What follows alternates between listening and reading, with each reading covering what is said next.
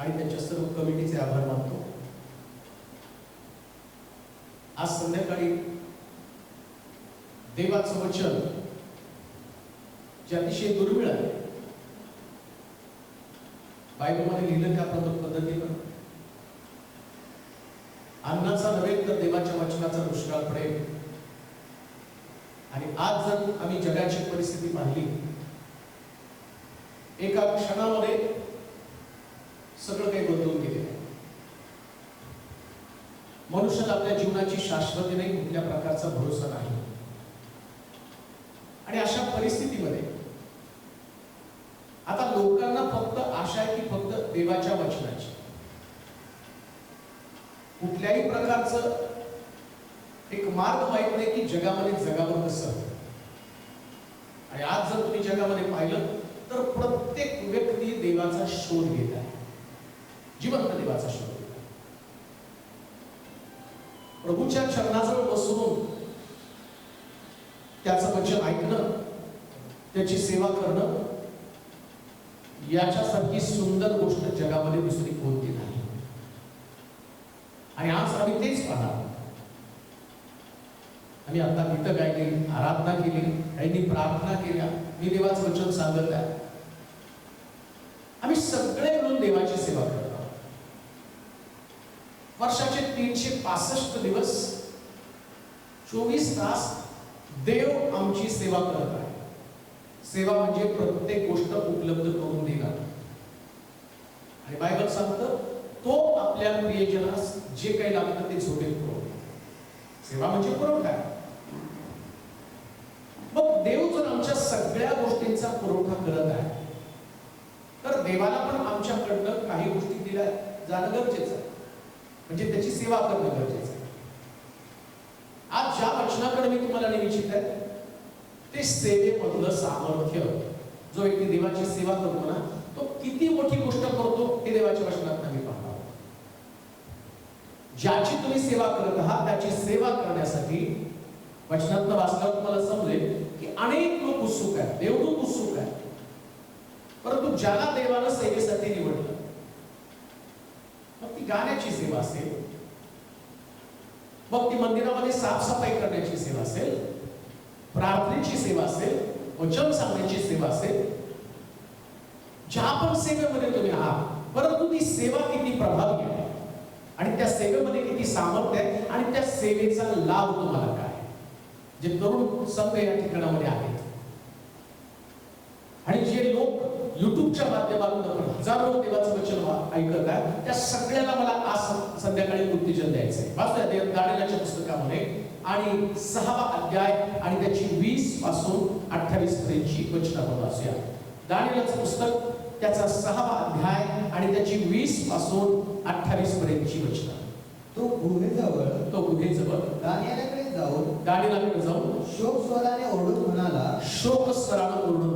हे दानिएला, जिवंत देवाच्या सेवका, ज्या देवाची सेवा तू नित्य करीतो, त्याला सिंहापासून तुला सोडवता आले काय? दानिएल राजास म्हणाला, महाराज चिरायू असा माझ्या देवानं आपल्या दिव्यदूत पाठवून सिंहाची तोंड बंद केली आहे। त्यांनी मला काही एक उपद्रव केला नाही, कारण त्या देवासमोर मी निरपराधी ठरलो। बस परत वचन वाचूया। सिंहाच्या गुहेमध्ये टाकल्यावरती राजा दानिएलला प्रश्न करतो आणि तो प्रश्न अशा स्वरूपाचा आहे, हे दानिएला जिवंत देवाच्या सेवका, एक गोष्ट ध्यानात ठेवा। आम्ही नेहमी लोकांना सांगतो की आमचा देव जिवंत आहे, परंतु देव जिवंत आहे तर त्याच्या सेवकानं पहिल्यांदा ही गोष्ट लक्षात ठेवली पाहिजे लोकांना सांगण्याच्या अगोदर की माझा देव जिवंत आहे। राजा पण तोच प्रश्न करतो की दानिएला, तू जिवंत देवाचा उपासक आहे, जिवंत देवाची सेवा करणार व्यक्ती आहे।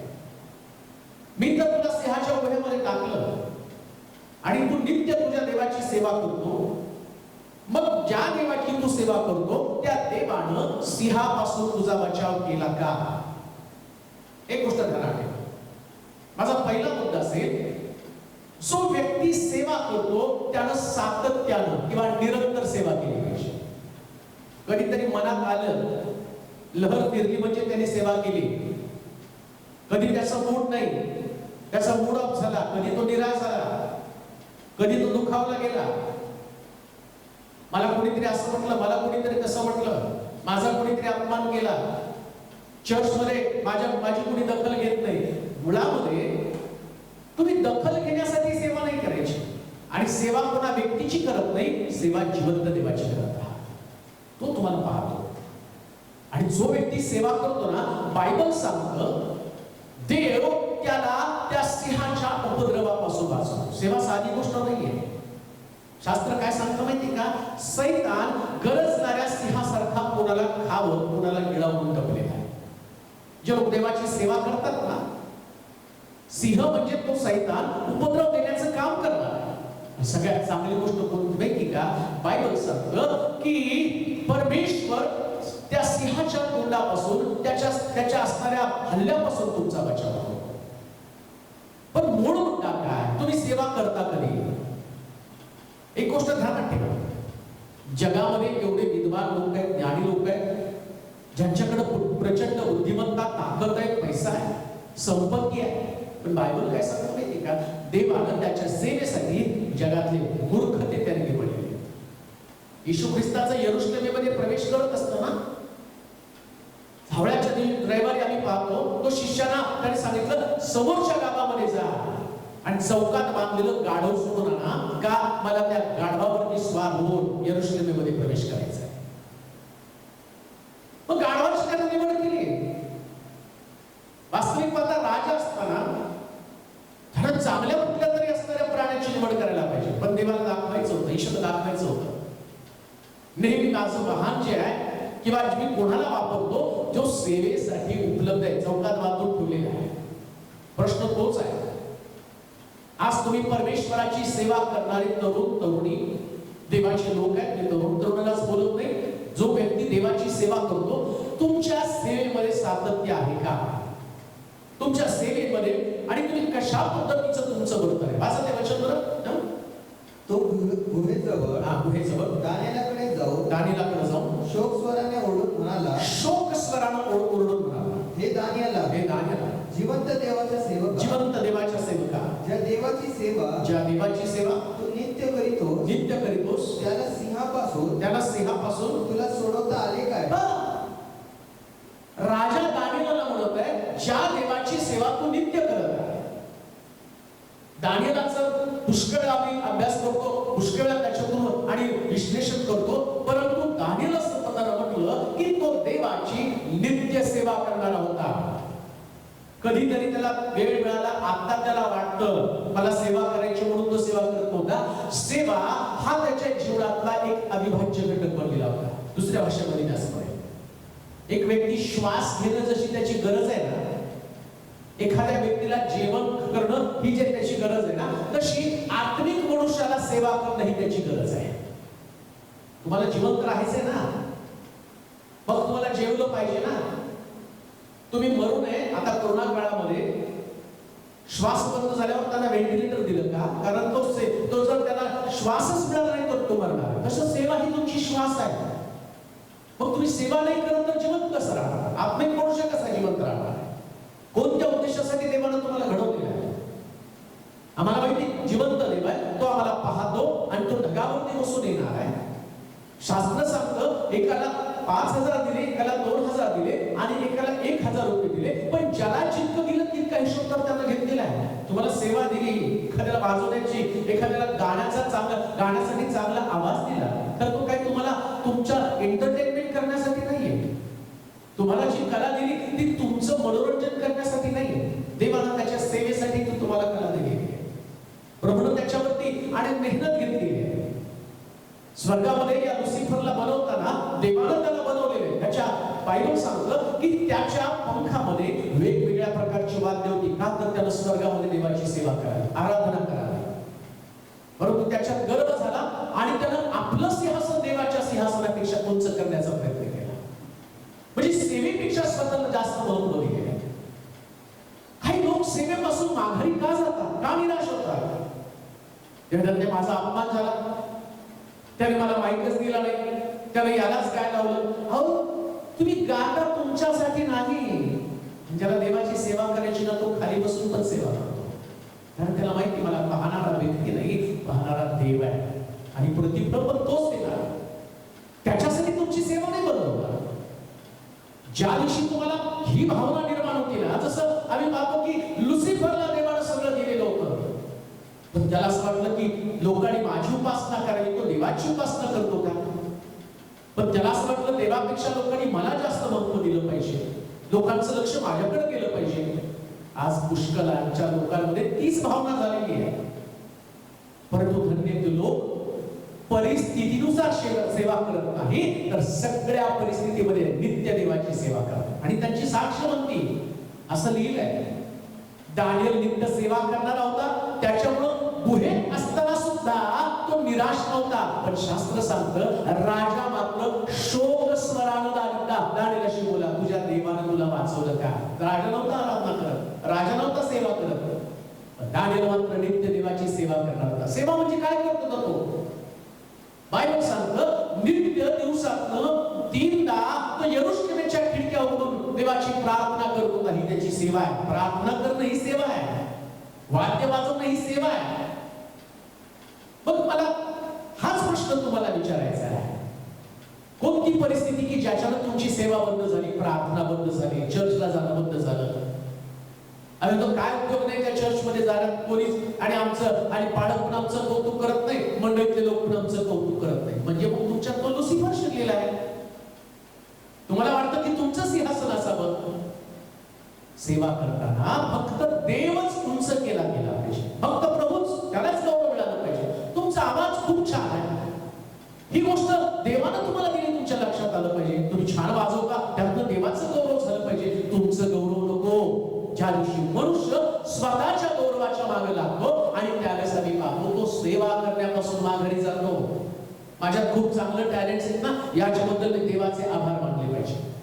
म्हणून सेवा ही फार महत्वाची आहे. राजा म्हणतो देवानं तुझा बचाव केला का? प्रश्न तोच आहे.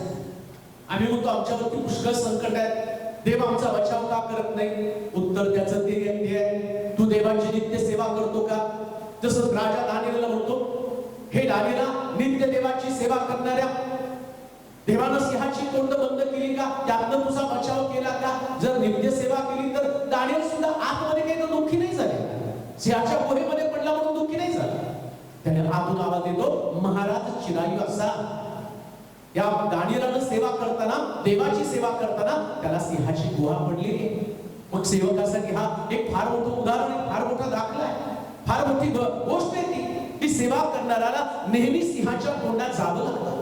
सेवा करणाऱ्या व्यक्तीला नेहमी परीक्षेला तोंड द्यावं लागतं. मग परीक्षा आली म्हणून सेवा नाही बंद केली पाहिजे. राजानं फरमान केलं 30 दिवसापर्यंत कोणी सुद्धा आपल्या देवाची सेवा करायची नाही. मग दानियल गुप्त प्रार्थना करू शकला असता, पण त्यानं तशी प्रार्थना केली नाही. नेहमीप्रमाणे घरी गेला, मंदिराकडच्या त्यानं खिडक्या उघडल्या, लोक त्याला बघायला आले होते, त्याला पकडण्यासाठी आले होते. आणि मग आम्ही पाहतो त्यानं नेहमीसारखी प्रार्थना केली. त्यानं खिडकीतनं हे नाही बघितलं मला कोणी बघतं का. त्याला माहितीये मला पाहणारा देव स्वर्गामध्ये, आणि मला लोकांसाठी सेवा करायची नाही, मला देवासाठी सेवा करायची, ही भावना त्याच्यामध्ये होती. त्या परिणाम काय झाला, लोकांनी त्याला सेवा करताना पाहिलं का नाही का? ज्यावेळेस तुम्ही हताश निराश होता, चारी बाजूनी संकटामध्ये येताना आणि तुम्ही अपमानित होताना, लोकांनी तुम्हाला सेवा करताना पाहिलं पाहिजे. हे तुमचं एक वेगळी आयडेंटिटी, वेगळं अस्तित्व असलं पाहिजे. कोणत्याच गोष्टीचा प्रभाव तुमच्या सेवेवर होता कामा नये. बोल कसं म्हणतो, ख्रिस्ताच्या प्रीतीपासून मला कोण विभक्त करत? मरण, संकट, छळ, उपासमार, दंगे धोके, बंदिशाळा, कोणत्याच गोष्टी मला सेवेपासून अडकण करू शकत नाही. आज कोणत्या कारणानं तुमची सेवा बंद आहे? कोणत्या कारणानं मंडळीमध्ये असणारा तुमचा सहभाग तुम्ही कमी करून टाकले?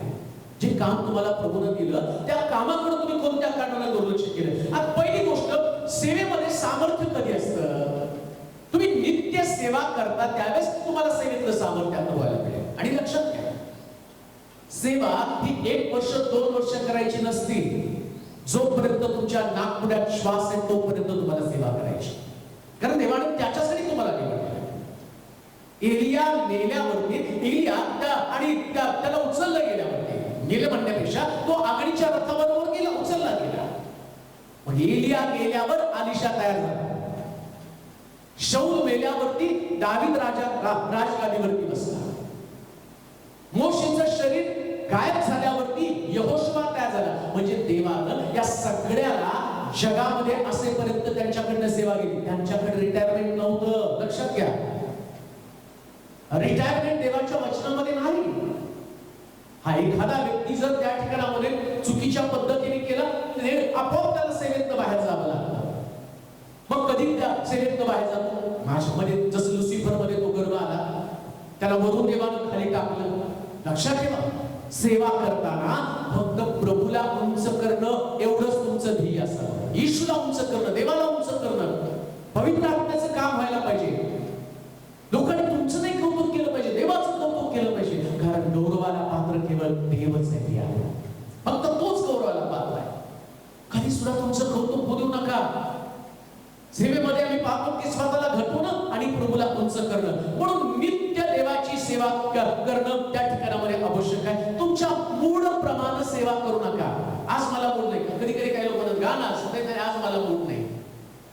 हे फक्त थिएटर मध्ये चालतं, हे फक्त सिनेमामध्ये चालतं, इकडं नाही. इकडं तुम्हाला आम्ही पाहतो पेत्र आणि बंदिशाळेमध्ये असताना त्याच्या साखदंड बांधलेले असताना सुद्धा बंदिशाळेमध्ये त्यानं देवाची आराधना केलेली आहे.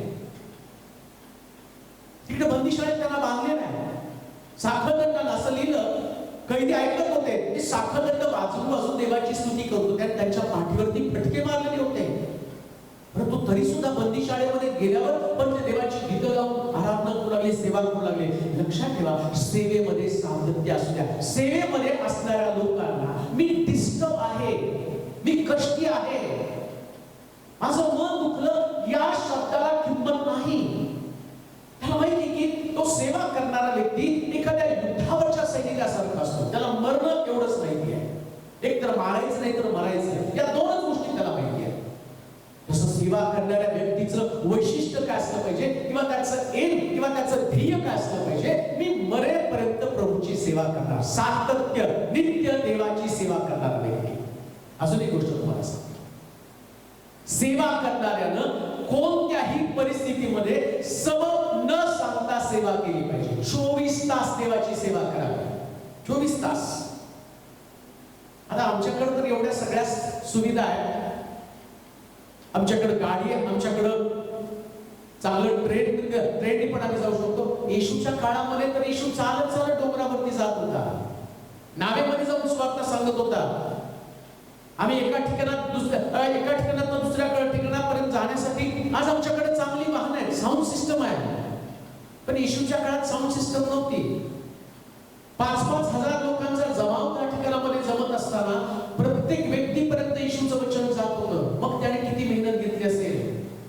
एवढे सगळं करून सुद्धा निकोदेमस रात्रीच्या वेळेस प्रभूकडे आला आणि स्वर्ग राज्य मिळावं म्हणून मी काय करावं हा प्रश्न येशूला केला.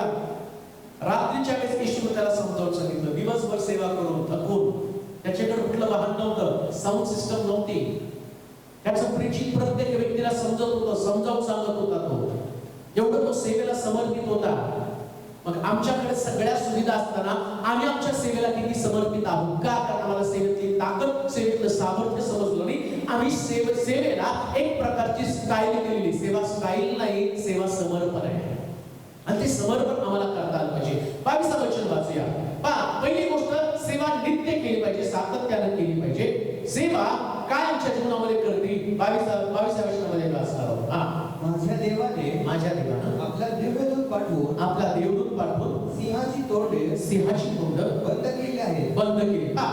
दुसरा मुद्दा, पहिला मुद्दा आम्ही पाहिलं, सेवा आम्हाला नित्य करणं गरजेचं आहे. दुसरी गोष्ट, सेवेमुळं किंवा आराधनेमुळं मी जी तुम्हाला सांगत आहे, जी सेवा तुम्ही करत आहात. मग मी वचन सांगण्याची सेवा करतो. काही लोकांनी आता गीतं गायली, त्याने गाण्याची सेवा केलेली, कोणीतरी प्रार्थना केली, त्याने प्रार्थनेची सेवा केलेली, कोणीतरी त्या ठिकाणामध्ये, आणि जे टेक्निकल लोक आहेत आणि ते मोबाईल वरती त्याने फोकस करून आणि झूमच्या द्वारे अनेक लोकांपर्यंत देवाचं वचन पोहोचवत आहे आणि ते पोहोचवत असताना ही पण त्यांची सेवा आहे. आता ही जी सेवा करताना, ही सेवा करत असताना ती नित्य तुमची सेवा असली पाहिजे. म्हणजे तुम्हाला आता जसं युथ मीटिंगला आणि शनिवारी तुम्ही लोक युथ एकत्र येतात आणि एखाद्या व्यक्तीवर जबाबदारी ती सोपवलेली, कुणाला तरी तो टेक्निकल काम सोपवलेलं आहे, मग त्याला ती जबाबदारी समजली पाहिजे. आता त्याला त्याच्या कामापेक्षा हे काम महत्वाचं वाटलं पाहिजे. आता हे काम करता तुम्ही म्हणजे काही तुम्हाला सैतान सहजपणे करून दिलं असं तरी सुद्धा, कारण हे काम पूर्वी सैतान करत होता स्वर्गामध्ये. लुसिफरच्या हातामध्ये सगळी जबाबदारी देवाने दिली होती. आता लुसिफरला काढलं आणि तुमच्या आणि माझ्यासारख्या सामान्य व्यक्तीच्या हातामध्ये सेवा दिली. आता लुसिफर तुम्हाला सहजपणे सेवा करू देईल का? जसं आम्ही पाहतो की आदामाला एडेन बागेतून बाहेर काढण्यासाठी लुसिफरनं प्लॅन केला, त्याच्या हातामध्ये आणि फळ दिलं, आज्ञा मोडण्यासाठी सांगितलं. आज्ञा त्यानं मोडली, एडेन बागेतून बाहेर देवाने त्याला काढलं. देवाने काढलं म्हणण्यापेक्षा लुसिफरच्या ट्रॅप मध्ये तो अडकला. फळ खाऊ नको म्हटल्यावर मस्त खाल्लं तर बचाव झाला असता त्याचा. ट्रॅप मध्ये अडकला, त्याचा परिणाम त्या जागेवरून त्याला काढलं. आता काय घडलं माहिती का? इथं सुद्धा देव तुम्हाला सेवा करण्यासाठी सांगत असताना काय होतं, जो सेवा करतो ना, सेवा करत असताना देव त्याच्या भोवती आच्छादन निर्माण करतो. सेवकाच्या भोवती देव आच्छादन निर्माण करतो. दानिएल सिंहाच्या गुहेमध्ये होता आणि सिंहाच्या गुहेमध्ये असताना सिंह दानिएलला का खाऊ शकला नाही? कारण देवानं विशेष प्रकारचं कवरिंग त्याच्या भोवती केलं की ज्याच्यामुळे सिंहाला तो दिसला नसेल. कारण असं लिहिलंय, दानिएलला बाहेर काढलं आणि ज्या लोकांनी दानिएलला सिंहाच्या गुहेमध्ये टाकलं, राजानं त्याच लोकांना गुहेमध्ये टाकलं. आणि तिथं पवित्र शास्त्रात जर तुम्ही वाचलं तर तुम्हाला कळेल ती लोक खाली पडण्याच्या अगोदर सिंहाने त्यांना झडप मारून खाल्लं आणि त्यांची हाडं सुद्धा जमिनीवरती पडली नाही. मग हे दिसले, दानिएल का दिसला नाही? याचं कारण एकच आहे, तुमची सेवा तुमच्या भोवती शत्रूच्या साठी तुमच्या भोवती कव्हरिंग करतं. शास्त्र सांगतं, जो कुंपण तोडतो त्याला सरपण असतो. ही सेवा कव्हरिंग आहे तुमच्या भोवती. जो व्यक्ती सेवा करतो तो देवाच्या दृष्टिकोनातून त्याला विशेष प्रकारचा दर्जा आहे, खास प्रकारचा दर्जा आहे. आता एक गोष्ट ध्यानात आहे, सिंह तुम्हाला उपद्रव देण्याचं काम करणार आहे. मगाशी मी तुम्हाला सांगितलं, तो गरजणाऱ्या सिंहासारखा कोणाला खावं, कोणाला गिळावून टपलेला आहे, तो शैतान. त्याचं काम तुम्हाला उपद्रव देणं. पण तुमची आराधना किंवा तुमची सेवा सिंहाचं तोंड बंद करण्याचं काम करते. सेवेमधला दुसरा मुद्दा मी तुम्हाला सांगतो, तुमची सेवा सिंहाचं तोंड बंद करण्याचं काम किंवा तुम्हाला उपद्रवापासून बचाव करण्याचं काम तुमची आराधना, तुमची प्रार्थना, तुमचं वचन सांगणं, तुमचं चर्चमध्ये साफसफाई, जे तुमचं टेक्निकल काम तुम्ही करत आहात, हे जे तुमचं काम तुम्ही इमारतीद्वारे करत आहात, देवाच्या राज्यासाठी करत आहात. आज मी इथं बोलत आहे, परंतु समजा या ठिकाणामध्ये ज्या व्यक्तीनं ते झूम मीटिंगच्या द्वारे युट्यूबच्या माध्यमातून हे वचन हजारो लोकांपर्यंत पोहोचवण्यासाठी जे मेहनत घेत आहे, मी एकटा ओरडला असतो तर तेवढ्या लोकांपर्यंत वचन गेलं नसतं. पण कोणीतरी इथं ते मेहनत घेत आहे आणि त्याचा परिणाम महाराष्ट्रात, जगात सगळीकडे देवाचं वचन जात आहे. आणि याचं प्रतिफळ कोणाला मिळणार आहे का? जेवढं मला तेवढंच जो व्यक्ती हे हँडल करत आहे ते त्याला मिळणार आहे. कारण लक्षात घ्या, हे काम करत असताना देवाचा उद्देश काय? जगातल्या प्रत्येक व्यक्तीचं तारण व्हावं, प्रत्येकाला सत्य समजावं, जिवंत देवाची ओळख पटावी. म्हणून देवाच्या दृष्टिकोनातनं महत्व दोघांना पण आहे. जी मी वचनाची सेवा करतो, माझं वचन या भिंतीपुरतं मर्यादित नव्हतं. माझं वचन आणि जे लोक आणि अनेक ठिकाणामध्ये घेऊन जात आहेत, मला सांगू द्या प्रिय बंधू, तुम्ही आशीर्वादित आहात, कारण तुम्ही प्रभूची सेवा करत आहात. आणि तुम्ही जी सेवा करत आहात याचं आणि प्रतिफळ काय? बायबल सांगतं, तो म्हटला, ज्या देवाची नित्य सेवा मी करतो त्या देवानं आणि सिंहाचं तोंड बंद करून माझा जीव बचाव केलेला आहे. लक्षात घ्या, सेवा इतकी ताकदवान आहे, सेवेमध्ये इतकं सामर्थ्य आहे, ज्यास तुम्ही प्रभूची सेवा करता. आणि याचा परिणाम काय? या रचणाऱ्या सिंहाचं तोंड तुमची सेवा बंद करून टाकतील आणि तो सिंह तुम्हाला कधीच इजा करू शकत नाही. हे सेवेवरचं सामर्थ्य आहे. तुमच्या लक्षात पण नाही. अनेक लोकांना सेवा म्हणजे फक्त कोणीतरी वचन सांगतं ना आणि त्याला असं ती सेवा प्रभावी. पुन्हा मी तुम्हाला सांगतो, मगाशी ब्रदर माझं इंट्रोडक्शन करताना सांगितलं, युट्यूबचा संदेश ऐकला, बऱ्याच लोकांनी सांगितलं तो ऐका, आणि तो ऐकल्यावर मी आशीर्वादित झालो. पण जे माझ्या चर्च मधलं जे ब्रदर डोंगरे आणि हे रेकॉर्डिंग याच्या अगोदर पण या जवळजवळ 25 वर्ष सेवेमध्ये आहे. पण हे वचन लोकांपर्यंत गेलं नाही. त्याच्यामुळे सोलापुरात कोण वचन सांगते लोकांना माहित नव्हतं. पण हे ब्रदर आमच्याकडे आलं, त्यांनी ते सगळं रेकॉर्डिंग केलं, युट्यूबला टाकलं. आता परिणाम काय झाला? तुम्ही नाशिकचे, मी सोलापूरमध्ये, परंतु तिथपर्यंत वचन पोहोचलं आणि त्याचा परिणाम काय झाला? आम्ही देवाशी कनेक्टेड झालो. तुम्हाला मनोजलेलं नाही, तुम्हाला ख्रिस्ताशी तुमची कनेक्टिव्हिटी वाढली आणि याचा परिणाम देव आमच्या दोघांना आशीर्वादित करत आहे. हे सेवेमधलं सामर्थ्य आहे. अजून एक गोष्ट तुम्हाला सांगतो, सिंहाचं काम उपद्रव देणं आहे, परंतु तरी सुद्धा कधी सुद्धा सिंहाची भीती बाळगू नका. असे एक वचन 1 शमूएल 17 अध्याय 34 आणि 35 वचन. 1 शमूएल 17 अध्याय 34 आणि 35 वचन. दावीद शौलास म्हणाला, आपला दास आपल्या बापाची शेरडे मेंढरे राखीत असता एकदा एक सिंह व एकदा एक अस्वल येऊन कळपातील एक कोकरू घेऊन गेले. तेव्हा मी त्याच्या पाठीस लागून त्यास मारले आणि कोकरास त्याच्या जबड्यातून सोडवलं. मजवर त्याने झडप घातली. तेव्हा मी त्याची दाढी धरून त्याला म्हणून मारले. जो नित्य देवाची सेवा करतो, दानिएल म्हणतो, ज्या देवाची सेवा मी नित्य करतो त्या देवानं माझा जीव सिंहाच्या उपद्रवापासून वाचवला. इथं पण देवानं सिंहाचं तोंड बंद केलं. इकडं जो दावीद देवाची नित्य सेवा करणारा व्यक्ती, आराधक, उपासक, चांगला वादक, देवासमोर नाचून त्याची आराधना करणार, ज्याची आराधना करताना मिखलनं पाहिलं आणि मिखलला त्याच्याविषयी तिरस्कार वाटला, त्याच्या पत्नीला तिरस्कार वाटला. पण त्याची साक्ष काय आहे? त्याची पत्नी त्याच्या विरोधामध्ये गेली म्हणून दावीदाला सेवा नाही बंद केली. त्याचं वाक्य, त्याचं स्टेटमेंट आहे, ज्या देवानं तुझ्या बापाला राजगादीवरून काढून माझ्यासारखं मेंढर चालणाऱ्या व्यक्तीला राजगादीवरती बसवलं, त्याच्यासाठी मी नाचेल आणि अधिकच नाचेल. त्याला माहिती राजगादी महत्वाची नाही, त्याला माहिती पत्नी महत्वाची नाही, त्याला माहिती सेवा महत्वाची आहे. सेवा महत्वाची. बरेच लोक आपल्या नोकरीला, आपल्या नातेवाईकांना, आपल्या जवळच्या व्यक्तीला सेवेपेक्षा महत्व देतात. त्यांची साक्ष काय असणार? दाविदाची साक्ष काय?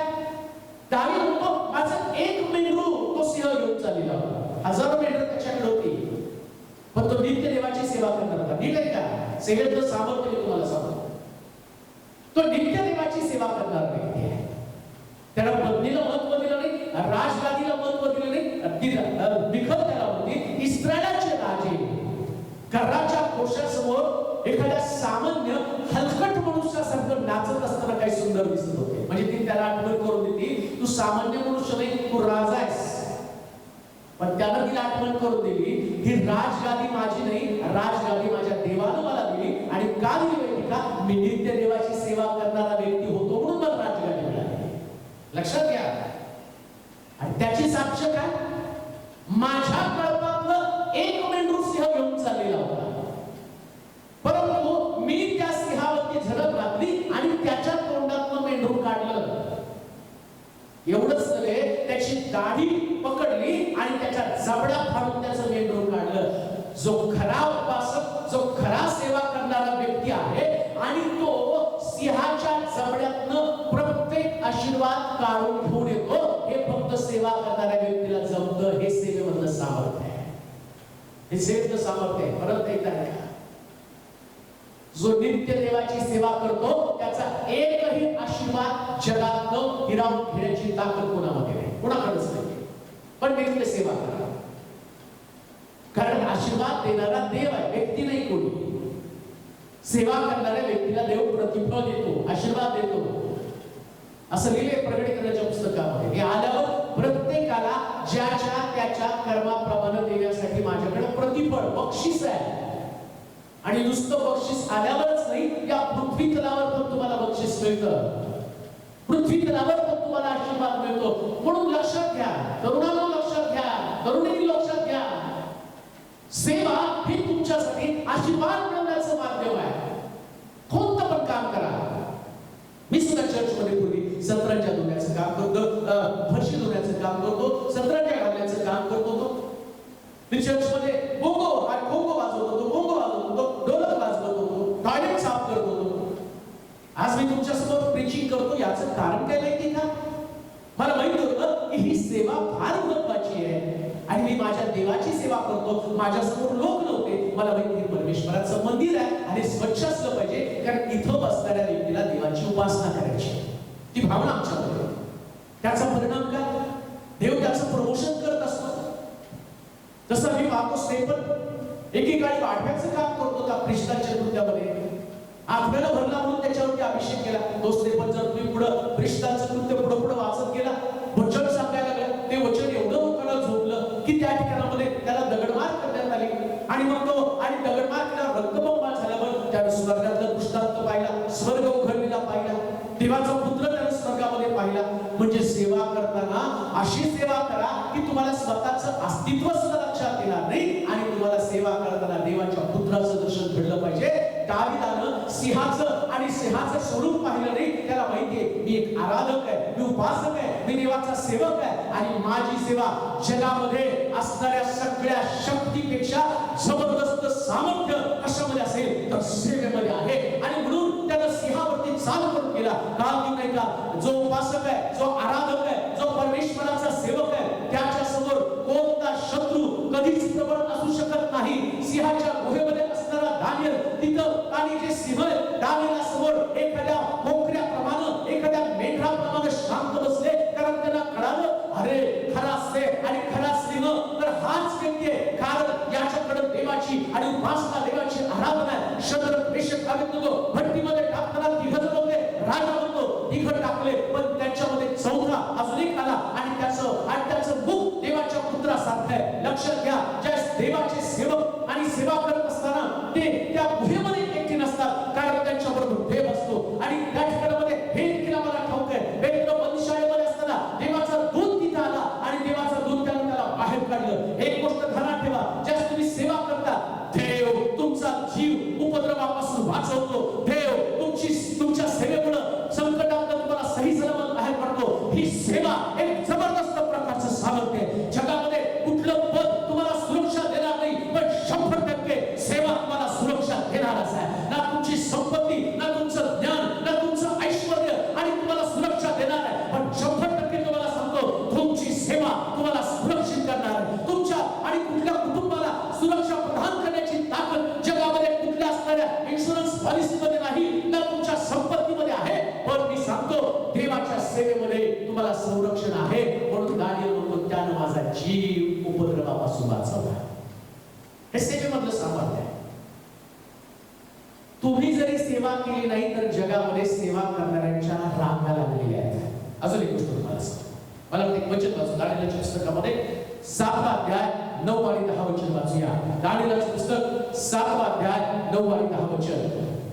मी पाहत असता आसने मांडण्यात आली आणि एक पुराण पुरुष आसनारूढ झाला. त्याचा पेहराव बर्फासारखा पांढरा होता. त्याच्या डोक्याचे केस स्वच्छ लोकरीसारखे होते. त्यांचे आसन प्रत्यक्ष अग्निज्वालामय असे होते. व त्या आसनांची चक्रे धगधगीत अग्निरूप होती. त्यांच्या समोरूनच अग्निप्रवाह वाहत होता. हजारो लोक त्याची सेवा करत होते. लाखो लोक त्याच्या समोर उभे होते. न्यायसभा भरली. वह्या उघडल्या गेल्या. त्यासमयी त्या शिंगातून निघालेला मोठा शब्द ऐकून मी पाहत असता त्या श्वापदाचा वध. सेवा किती महत्वाची ते मी तुम्हाला सांगितलं. सेवेमध्ये तुम्हाला सुरक्षा मिळते, पण झालं काय आम्ही पाहतो दानियेलच्या पुस्तकामध्ये 7व्या अध्यायामध्ये गेल्यावर मला कळतं स्वर्गामध्ये त्याची सेवा चालू आहे. आणि सेवा चालू असताना या सेवेचं वर्णन करत असताना असं म्हटलं की या सेवा करणाऱ्या लोकांना अग्नी वाहत आहे. साधी गोष्ट नाही सेवा. सेवेमधलं सामर्थ्य, सेवेमधली ताकद काय माहिती का? एक व्यक्ती सेवा करत असताना त्याच्यामधनं हा पवित्र आत्म्याचा अग्नी बाहेर पडत असतो. वाच बरं ते वचन. त्यांच्या समोरून अग्नी प्रवाह वाहत होता. हजारो लोक त्याची सेवा करीत होते. पण तुम्ही सेवा करणं असं नाही. स्वर्गामध्ये हजारो लोक रांगेत दिलं पण काही लाखो लोक त्याच्यासमोर उभे होते. त्याच्यासमोर उभे होते. न्यायसभा भरली. वह्या उघडल्या गेल्या. हजारो लोक सेवेच्या रांगेमध्ये उभे आहेत. हजारो लोक सेवेच्या रांगेमध्ये उभे आहेत. आणि त्यातलं देव एखाद्या व्यक्तीला निवडतो. मी स्वतःला धन्य समजतो, मी स्वतःला आशीर्वादित समजतो. माझ्याकडे पैसा अडकाय, माझ्याकडे गाडी आहे, बंगला आहे म्हणून मी स्वतःला धन्य समजत नाही. पण माझ्याकडे सेवा आहे म्हणून मी स्वतःला धन्य समजतो. का? हजारो लोकांना डावलून प्रभू मला निवडलं. एक व्यक्ती जो कीबोर्ड वाजवतो ना, एक व्यक्ती जो देवाचे गीत गातो ना, त्याला स्वतःला धन्य समजावं का? रहमान सारखे एवढे मोठे मोठे वाजवणारे, एवढं गाण्याचे टॅलेंट्स असणारे लोक, त्यांना देवाला रांगेत थांबवलं. पण एक व्यक्ती जो पीटी वाजवतो, जो कीबोर्ड वाजवतो, देव त्याला अंगाशी धरतो. म्हणजे तो किती धन्य असावा असं पवित्र शास्त्रात लिहिलेलं आहे. म्हणजे नाही सांगत मी तुम्हाला. पण एवढं मोठं काम 900 कोटी लोकांमधलं देव एखाद्या व्यक्तीला एखाद्या कामासाठी नियुक्त करतो. सरकारचं काम, सरकारी नोकरी लागण्यासाठी ज्या 30 लाख, 30,000, 40,000 अर्ज येतात आणि 40,000, 50,000 अर्जामधनं एका व्यक्तीचं सिलेक्शन होतं. त्याची छाती किती आणि फुगलेली असते. तो म्हणतो एवढ्या लोकांत माझं सिलेक्शन झालं. तू 40-50 हजारामध्ये सिलेक्शनचं धन्य मानतो. आणि तर 900 कोटी लोक रांगेमध्ये आम्हाला सेवेसाठी देवाला निवडावं आणि देव त्यांना आवडतो आणि एका व्यक्तीला. म्हणून मी तुम्हाला वचन सांगताना मला प्राईड, मला गर्व वाटतो की एवढ्या लोकांना माझ्यासारख्या तुच्छ व्यक्तीला तुम्हाला वचन सांगण्यासाठी देव पाचारण करतो. याच्यासारखी धन्यता जगामध्ये कोणती नाही. म्हणून लक्षात घ्या, ध्यानात घ्या, सेवा ही फार जबरदस्त अशा प्रकारची गोष्ट आहे. 14व्या वर्षामध्ये वाचता का? सर्व लोक, सर्व राष्ट्र व सर्व भाषा बोलणारे लोक यांनी त्याची सेवा करावी. म्हणून त्यास प्रभुत्व, वैभव व राज्य दिली. त्याचे प्रभुत्व अक्षय व आढळ आहे. काय सुंदर आशीर्वाद त्या ठिकाणामध्ये दिलं. सर्व राष्ट्रातल्या लोकांनी, सर्व भाषा बोलणाऱ्या लोकांनी त्याची सेवा करावी. म्हणून त्यानं प्रभुत्व, त्यानं वैभव व त्यानं राज्य दिलं. सेवा करणाऱ्या लोकांचा आशीर्वाद काय? बायबल सांगतं, तो म्हणतो मी तुम्हाला प्रभुत्व म्हणजे सर्वोच्च स्थान देईन. एक गोष्ट ध्यानात ठेवा, जर तुम्हाला वाटतं जगामध्ये तुम्हाला काहीतरी आणि चांगलं वेगळ्या प्रकारचं करायचंय, तर कोणीतरी म्हणतं मी सायंटिस्ट म्हणून काहीतरी वेगळा शोध लावेल. तुम्ही लावलेला शोध कालांतरानं खोटा ठरवला जाईल. आम्हाला माहिती आणि कोरोना आल्यानंतर आणि मग वेगवेगळ्या कंपन्यांनी लस शोधून काढल्या आणि मग आणि पुष्कळ लोकांना असं वाटलं आम्ही लस शोधली आणि मग त्या लोकांना असं वाटलं मी सुरक्षा ठेवली आणि तेवढ्यामध्ये आणि मग लोक लस घेतले आणि त्यांना असं वाटलं कोरोनापासून बचाव. तेवढ्यामध्ये डेल्टा प्लस झाला आणि त्याने म्हटलं की आता हे डेल्टा प्लस जी तुमची लस आहे त्याच्यावरती प्रभाव होऊ शकत नाही. ज्यांनी दोन्ही लस घेतल्या आणि त्यांना परत कोरोना झाला आणि राष्ट्रामध्ये, जगामध्ये सगळीकडे हाहाकार. कोणता शोध लावल्यावर आणि तुम्ही प्रभुत्व मिळवू शकत नाही. पण एक गोष्ट मी तुम्हाला 100% सांगतो, ज्या दिवशी तुम्ही सेवा करता, शास्त्र सांगतं मी तुम्हाला प्रभुत्व, सर्वोच्च स्थान देईल. कारण तो म्हटला राष्ट्राने त्यांची सेवा करावी म्हणून त्यानं त्यांना प्रभुत्व दिलं. लक्षात घ्या, इस्रायल राष्ट्र जगातलं सगळ्यात भारी राष्ट्र का बनलं?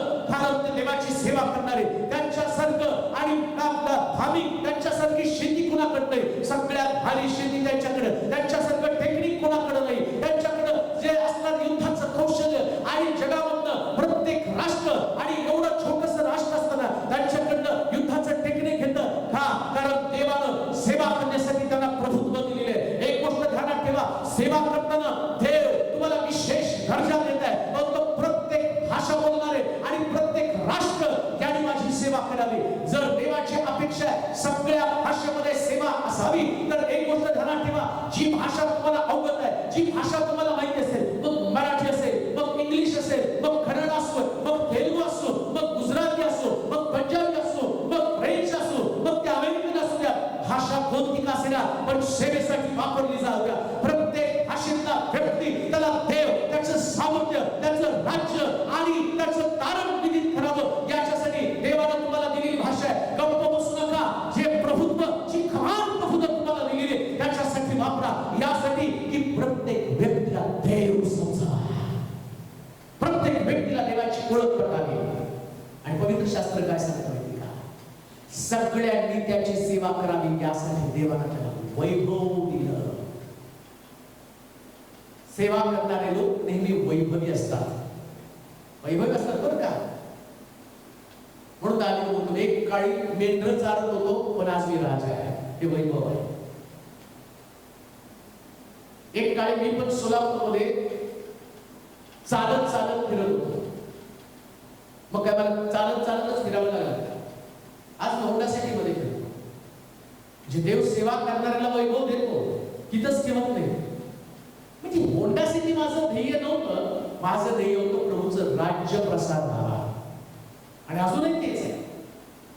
असलं काय नसलं काय, नारायण बाबा टिळकासारखं म्हणावं, मिळो अण्णा मिळो अन्न पाणी देवाच्या चिंतनी मग्न आहे. पण देव त्याच्या लोकांना कधीच कमी पडू देत नाही, कधीच नाही. त्या तुम्ही त्याची सेवा केल्यावर तो राजा आहे, तो स्वर्गामध्ये सोन्याचे रस्ते आहेत. येशू ख्रिस्त स्वतः सोन्याच्या 7 समयांमध्ये फिरतो, त्याचा उरपट्टा सोन्याचा आहे. तो इतका वैभवानं भरलेला आहे. मग त्याची सेवा करणारे लोक गरीब कसे असतील?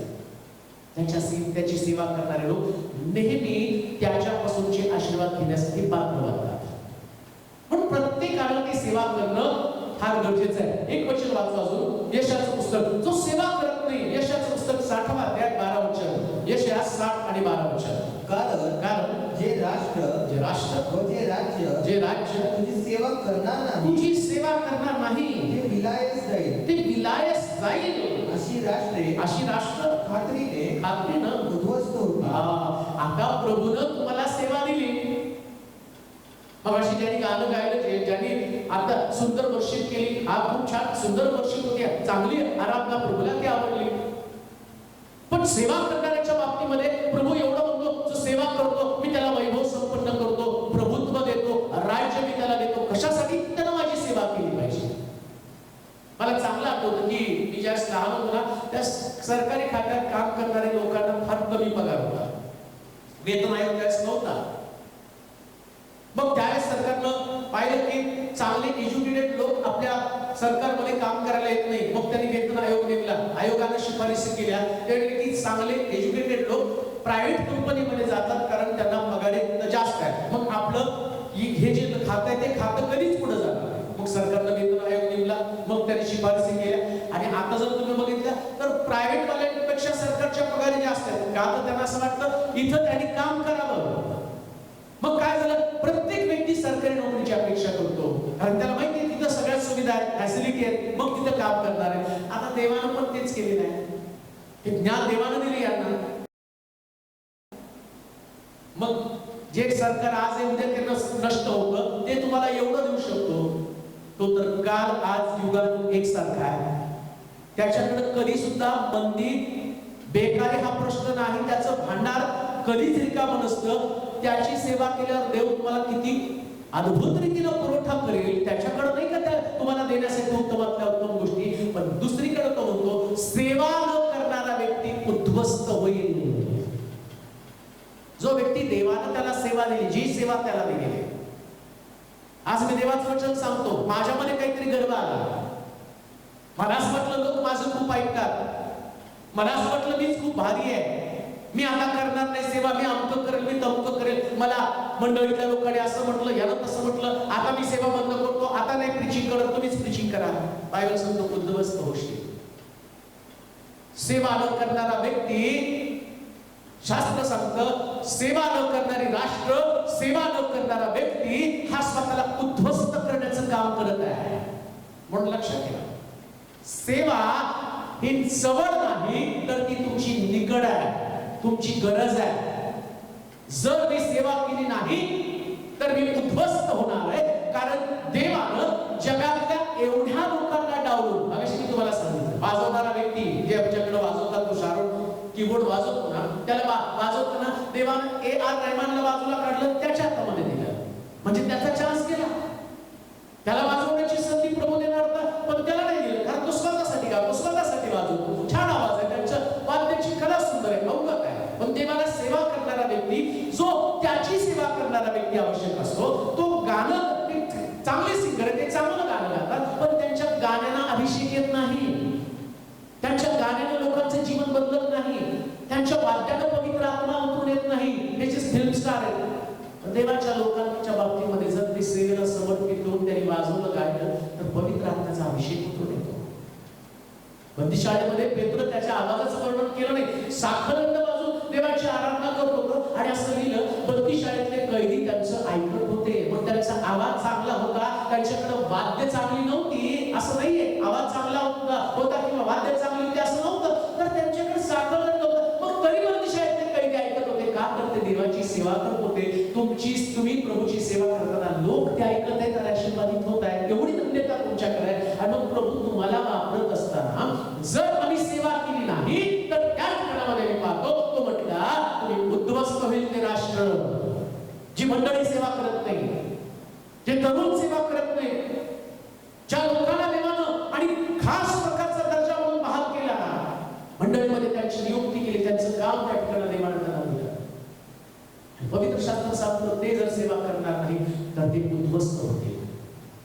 बायबल सांगतं, जे लोक आराधनेमध्ये सहभागी होत नाही, जे लोक परमेश्वराची सेवा करत नाही, ते अधोगतीला किंवा नाशाला निमंत्रण देतात. असं लिहिलंय. दानियल सिंहाच्या गुहेतून बाहेर आला. आता ते तुम्ही वाचा, मला तेवढा वेळ नाहीये, परंतु जाता जाता तुम्हाला सांगतो, ते तुम्ही वाचा. त्याच्यामध्ये असं लिहिलं, दानियल सिंहाच्या गुहेतून बाहेर आला आणि तो भाग्यात चढला. देवानं त्याला वरच्या पदावरती नेलं का? कारण सिंहाच्या गुहेमध्ये सुद्धा त्यानं सेवा केली. बंदिशाळेमध्ये सेवा केली, दानियेलने सिंहाच्या गुहेमध्ये सेवा केली. तुम्ही कोणत्या का अवस्थेमध्ये असला, पण तुमची सेवा तुम्हाला वरच घेऊन जाणार आहे. तुमची सेवा आणि ती प्रकारची शिडी आहे, आणि तिथं तुम्हाला घेऊन जाणार आहे की ज्या ठिकाणामध्ये प्रभूची इच्छा आहे तुम्ही असावं, प्रभूला वाटतं तुम्ही या जागेवरती असावं. आता आपलं दानियेलच्या पुस्तकामध्ये वाचलं नाही का? मला वाटतं दानियेलच्या पुस्तकाच्या 9-10 वचनामध्ये जर वाचलं आपण परत, तर आपल्याला समजून येईल. 5 मिनिटांमध्ये आपण ते संपूया. दानियेलचं पुस्तक 7 अध्याय 9-10 वचन. मी पाहत असता आसने मांडण्यात आली आणि एक पुराण पुरुष आसनारूढ झाला. त्याचा पेहराव बर्फासारखा पांढरा होता. त्याच्या डोक्याचे केस स्वच्छ लोकरीसारखे होते. त्याचे आसन प्रत्यक्ष अग्निज्वालामय होते. व त्या आसनाची चक्रे धगधगीत अग्निरूप होते. त्याच्या समोर अग्निप्रवाह वाहत होता. हजारो लोक त्याची सेवा करीत होते. पहा की तिथं सगळ्यांची आसनं मांडून ठेवलेली आहेत, आणि हजारो लोक त्या ठिकाणामध्ये जे आसनस्थ झालेले लोक आहेत, आणि जो आदिपुरुष आहे किंवा एक मुख्य जो पुरुष आहे, ज्याचे कपडे पांढरे शुभ्र आहेत, आणि येशूचं वर्णन करण्यात आलं, देवाचं वर्णन करण्यात आलं, आणि तिथं असताना हजारो लोक फक्त त्याची सेवा करत आहे. आणि लक्षात घ्या, सेवा करणाऱ्याला या सगळ्या लोकांबरोबर जी आसनं मांडलीत ना, त्यांच्या बरोबर भाग मिळतो. म्हणजे सेवा करणाऱ्या व्यक्तीला एवढा मान प्रभू देतो, आणि ज्यावेळेस तो सेवा करत नाही ना, त्यावेळेस तो देवाचा अपमान करतो. वस्ती राणी, या वस्ती राणीला राजपदावरून काढून तिच्या जागी एस्थेरला का नेमलं? कारण वस्ती राणीनं राजाचा शब्द मानला नाही, राजाच्या शब्दाला दुय्यम स्थान दिलं. आणि मग आम्ही पाहतो, राजा म्हणला की या लोकांसमोर तुझं सौंदर्य दाखव. म्हणजे तिला सेवा करायला लावली, तुझं सौंदर्य लोकांना दाखव. तिने दाखवलं नाही. परिणाम काय झाला? तिचं राजपद केलं, राजाचा अपमान केला. राजाने एस्थेरला तिथं आणलं. तुम्ही सेवा केली नाही, तुम्ही उद्ध्वस्त व्हाल, पण उद्ध्वस्त झालेल्या जागी देव दुसऱ्या व्यक्तीची नियुक्ती करेल, आणि प्रभू त्याला भाग्यात चढवेल. अहंकार, गर्व, मीपणा, मनाचा ताठा हे सगळं काढून टाका. कारण तुम्ही कोणा मनुष्याची नाही तर जिवंत देवाची सेवा करत आहात. दानिएलला राजा म्हणतो, दानिएला जिवंत देवाच्या सेवका, देवानं सिंहाच्या गुहेतनं तुझा बचाव केला का? एक गोष्ट ध्यानात ठेवा, तुमची सेवा तुम्हाला उपद्रवापासून वाचवते. सेवा न करणारा व्यक्ती आणि पूर्णपणे उद्ध्वस्त जातो. आणखी एक शेवटचा मुद्दा मी वाचणार आहे, अजून काही मुद्दे, परंतु शेवटचा मुद्दा वाचून मी संपवेल. मलाकीचं पुस्तक 3रा अध्याय आणि त्याची 13 पासून काही वचनं आपण बसूया. मलाकीचं पुस्तक 3रा अध्याय 13 पासून काही वचनं. मलाकीचं पुस्तक 3रा अध्याय 13 पासून काही वचनं आपण वाचणार आहोत. परमेश्वर म्हणतो, तुम्ही माझ्याबरोबर, परमेश्वर म्हणतो तुम्ही माझ्याबरोबर कठोर भाषण केले आहे, कठोर भाषण केलं आहे. तरी तुम्ही म्हणता आम्ही तुझ विरुद्ध काय बोललो? तुझ्या विरुद्ध आम्ही काय बोललो? तुम्ही म्हणाला देवाची सेवा करणे व्यर्थ आहे, व्यर्थ आहे. त्याने आज्ञा पिल्याप्रमाणे आम्ही केलं व सेनाधीश परमेश्वरापुढे आम्ही शोक वस्त्रे धारण करून चाललो. यापासून लाभ काय? आता आम्ही गर्विष्ठांत सुखी म्हणतो. दुराचारी संपन्न झाले आहे. दुराचारी झालेले आहेत. त्यांनी देवाची परीक्षा पाहिली, तरी त्यांचा निभाव लागला आहे. तेव्हा परमेश्वराचं भय बाळगणारे एकमेकांस बोलले. ते परमेश्वराने कान देऊन ऐकलं. व परमेश्वराचे भय धरणारे व त्याच्या नामाचे चिंतन करणारे यांची एक स्मरणवही त्यासमोर लिहिण्यात आली. परमेश्वर म्हणतो, मी नेहमी त्या दिवशी ते माझा खास निधी होतील. जसा कोणी आपली सेवा चाकरी करणाऱ्या पुत्रावर दया करीतो, तसा मी त्यांच्यावर दया करीन. मग तुम्ही वळाल आणि धार्मिक व दुष्ट यांच्यातला आणि देवाची सेवा करणारा व सेवा न करणारा यांच्यातला भेद तुम्हाला कळेल. शेवटचा मुद्दा मी तुम्हाला जाता सांगतो, योग्य समयी सेवेचं महत्त्व तुम्हाला समजेल. कदाचित आता सेवा करताना वचनात ऐकल्याप्रमाणे तुम्हाला असं वाटत असेल, ही सेवा करत असताना मला याचा काय फायदा? माझ्या सेवेची कोणी दखल घेतली नाही. आम्ही शोक वस्त्र घातले, लोकांनी उल्हास केला, त्यांनी पाप केलं, त्यांनी विलासी जीवन जगलं. आम्ही सेवा करताना आमच्या भावना मारल्या, आम्ही आमच्या भावनेवरती नियंत्रण आणलं, आम्ही वाईट वागलो नाही, आम्ही व्यभिचाराच्या पातकामध्ये अडकलो नाही, आम्ही अपशब्द बोललो नाही. सेवेला समर्पित असल्या कारणानं आम्ही जगातल्या लोकांसारखा जगाचा अनुभव घेतला नाही. पण दुराचारी लोक, दुष्ट लोक, जे परमेश्वराला आणि शब्दामध्ये पकडत होते आणि परमेश्वराच्या विरोधामध्ये जात होते, असे लोक संपूर्ण झालेले आम्ही पाहिलं. त्यांनी आपल्या म्हणण्याप्रमाणे विलासी जीवन जगलं आणि याचा आम्हाला काय फायदा? बायबल सांगतं, जो सेवा करणारा आणि सेवा करणारा या दोघांचं आणि शेवटच्या दिवसामध्ये पुन्हा एकदा विश्लेषण होईल आणि त्यांना उभं करण्यात येईल. आणि उभं केल्यावरती त्या दिवसामध्ये सिद्ध होईल सेवा करणाऱ्याचं प्रतिफळ काय आणि सेवा करणाऱ्या न करणाऱ्या व्यक्तीचं प्रतिफळ काय. आणि दुसरी एक महत्त्वाची गोष्ट मी तुम्हाला सांगतो, कधी सुद्धा चुकून पण सेवेच्या बाबतीत तुमच्या सेवेची चर्चा करू नका. कारण बायबल सांगतं, देवानं ते ऐकलं आहे. आता मी बसला ते परत वाचण्यासारखं इतका वेळ नाही, पण तिथं असं लिहिलंय, तेव्हा परमेश्वराचे भय बाळगणारे एकमेकांस बोलले. ते परमेश्वराने कान देऊ नये.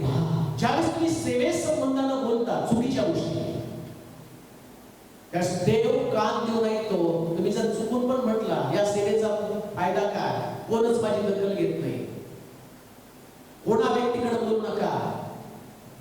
तुम्ही चर्चा एखाद्या व्यक्तीकडे करता, पण शास्त्र सांगतं दखल परमेश्वर देतो आणि कान देऊन ऐकतो. आणि लिहिलंय त्या ठिकाणामध्ये, त्यानं स्मरणवहीमध्ये त्याची नोंद करून ठेवली.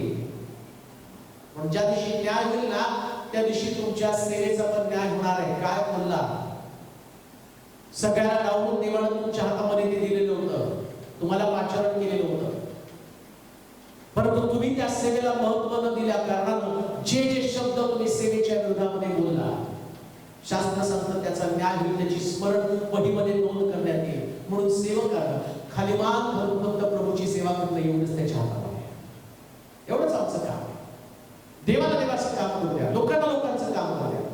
सिंहाला उपद्रव देण्याचं काम करू द्या, तुम्ही फक्त सेवा करा. आणि जो नम्रपणे सेवा करतो, बायबल सांगतो, आराधक, उपासक, देवाची सेवा करणारा व्यक्ती पवित्र शास्त्रामध्ये तो देवाचा खास निधी बनेल. आणि ज्या दिवशी प्रभू त्याला आपल्या जवळ बोलवेल, त्या दिवशी सेवा न करणारा आणि सेवा करणारा या दोघांमधला फरक त्या दिवशी कळणार आहे. आता नाही तुम्हाला कळणार. आता तुम्हाला असं वाटतं सामान्य लोक आहेत, पण सेवा इतकी सामान्य नाही, ती देवाच्या दृष्टिकोनातून अतिशय महत्वाची. देवाचे प्रिय संतगण हो, तरुणांनो, या दिवसामध्ये मी तुम्हाला उत्तेजित करेन. प्रभूने जी सेवा दिली ती मनोभावे करा, त्याचा आदर करा. त्याच्या मार्गामध्ये चालत असताना डावी उजवीकडे न वळता प्रभूने दिलेलं काम प्रभूसाठी करत राहा. एक दिवशी देव त्याचं उत्तम प्रतिफल तुम्हाला दिल्याशिवाय राहणार नाही. देवा